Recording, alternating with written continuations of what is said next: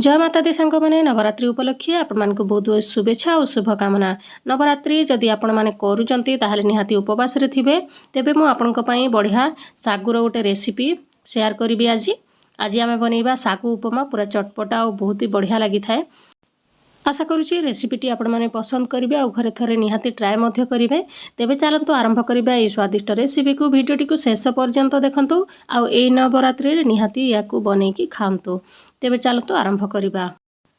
प्रथमे आमे कढ़े रे 2 चामच खंडे घिओ नहीं जिबा।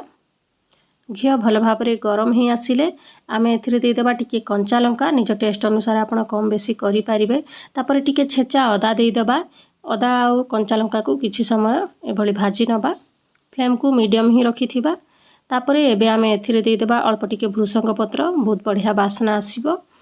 ए सबू भाजी हला परे दे देबा कटा आलू को। देखंतु मो पूरा छोट छोट पीस करके काटिची। उपमा पई जेमिति आमे आलू काटि थाउ सेमति ही काटिबा।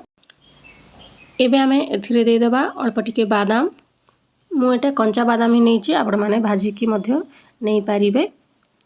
घिओ रे अल्प टिके भाजी नेबे और तापरे मध्य देई पारिबे, किंतु कंचा बादाम मध्य किछि समय पर सिझी जिवो। तापरे दे देबा स्वाद अनुसार लूण देकी किछि समय गोळेई नबा। लूणटा दे देले शीघ्र आलू सिझी पारिबो। एबे आमे किछि समय घोड़ेई नबा। मझी मझिरे खोलिकी देखुथिबा, नहले तळे लाखि जिवो आलूटा। देखिबा खोलिकी देखंतु 1 मिनिट खंडे हेई गलानी। एबे आमर आलूटा 50% खंडे सिझी गलानी। एबे आमे एथिरे दे देबा कटा टमाटो को।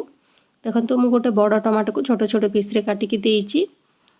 एबे ए सब को मध्य गोळेई नबा। जेहेतु लूणटा देई देइची टमाटो मध्य शीघ्र भाजी होई पारिबो, सेति पई आमे आहुरी लीड लगै नबा सब परिबा सिझिबा पई। देखंतु बढ़िया भाबरे हमर परिबा तक सिझी जाइची। किछि समय गोळेई नबा।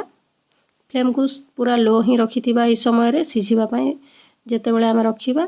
देखंतु सांग माने सागु को मु एटा 3-4 घंटा आगरु बतुराई की नैची। सागुटा बढ़िया भाबरे बतुरी जाइची।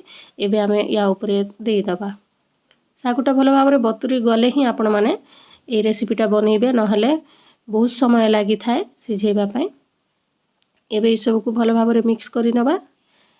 सांग माने चैनल रे जदि नुआ अछंती ताले प्लीज चैनल टी को सब्सक्राइब करि देबे। एभलिया नुआ नुआ वीडियो देखिबा पई निज फ्रेंड रिलेटिव मान सहित मध्य शेयर करिनेबे। देखंतु सांग माने ए मसलाटा मु घरे तयारी करिछि। एथिरे बड़ अळेच, लवंग, गुजराती, दालचीनी ए सब को मु ग्राइंड करके रखिछि टिके भाजी की। सेटा मु अल्प टिके पकई देइछि। आपण मानक पाखरे जदि नाही ताहेले बिना प्याज रसुण जो मसलाटा आसे ताको देकी आपण बनै पारिबे किबा स्किप मध्य करि पारिबे। अल्प टिके पानी देबा। कढ़े रे टिके लाखुथिला सेति पई मु अल्प टिके पानी देइ देइछि, बेसी देइ देबेनी। एबे आमे लीड लगै नबा फ्लेम को लो रखिकी। देखिबा 3 मिनिट खंडे हेई गलानी। मझी मझिरे खोलिकी देखुथिबे।